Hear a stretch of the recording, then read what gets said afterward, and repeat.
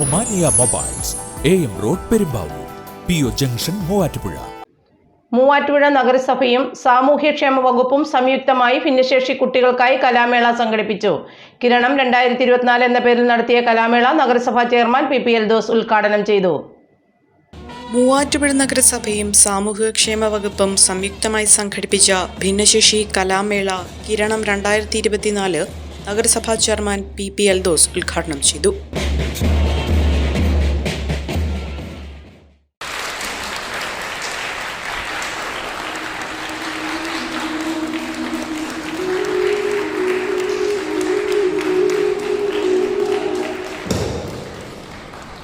നമ്മുടെ ഈ മക്കളുടെ ഭാവി മുന്നോട്ട് കൊണ്ടുപോകാനുള്ള ഒരു ശ്രമത്തിൻ്റെ ഭാഗമായി പൊതുസമൂഹത്തിൽ ഇവരെ ഉയർത്തിക്കൊണ്ടുവരിക എന്നൊരു ലക്ഷ്യമാണ് നഗരസഭയ്ക്കുള്ളത്.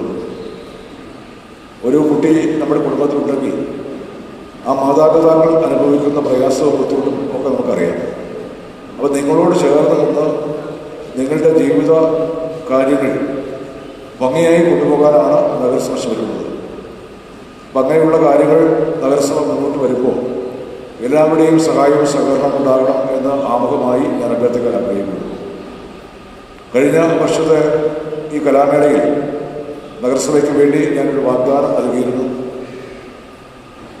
നമ്മുടെ ഈ കുട്ടികൾക്ക് വേണ്ടി മൂവാറ്റുപുഴ നഗരസഭയിൽ ഒരു ബഡ് സ്കൂൾ ആരംഭിക്കാൻ തീരുമാനിച്ചിട്ടുണ്ട് എന്നുള്ള കഴിഞ്ഞ വർഷം ഞാൻ സൂചിപ്പിച്ചിരുന്നു.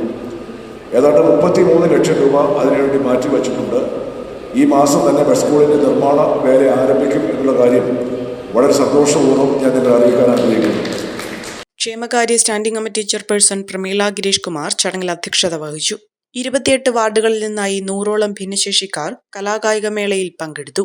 Vice chairperson Sini Biju, standing committee അധ്യക്ഷരായ PM അബ്ദുൾ സലാം, നിസ അഷ്റഫ്, ജോസ് കുര്യാക്കോസ്, പ്രതിപക്ഷ നേതാവ് R രാകേഷ്, കൗൺസിലർമാരായ KG Anilkumar, Sudha Raghunath, Joyce Mary Antony, Bindu Jayan, Najila Shaji, VA Jafar Sadiq, PM Salim, Laila Hanifa, Jinu Madekkal, നഗരസഭാ superintendent NK Shaji, ICDS officer Naini എന്നിവർ പങ്കെടുത്തു.